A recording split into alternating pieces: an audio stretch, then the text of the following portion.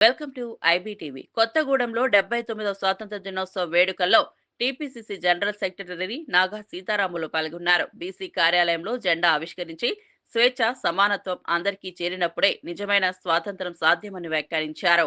Vote దోపిడీపై పోరాటం చేయాలని కాంగ్రెస్ నేతలు పిలుపునిచ్చారు. 79వ స్వాతంత్ర దినోత్సవ కార్యక్రమానికి విచ్చేసిన కాంగ్రెస్ పార్టీ కుటుంబ సభ్యులందరూ కూడా పేరు పేరున నా తరపున కాంగ్రెస్ పార్టీ తరపున స్వాగతం, సుస్వాగతం, స్వాతంత్ర దినోత్సవ శుభాకాంక్షలు.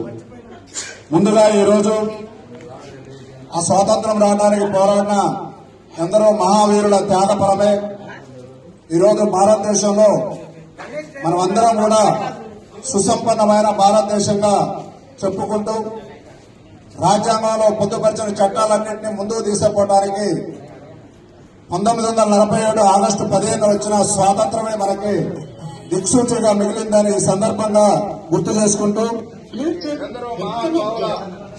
త్యాగ ఫలితమే ఈ భారతదేశ స్వతంత్రానికి పునాదని తెలియజేస్తూ ఆ మహానుభావుల త్యాగాలను మనం ఎల్లప్పుడూ స్మరించుకుంటూ ముఖ్యంగా ఆ రోజు కాంగ్రెస్ పార్టీ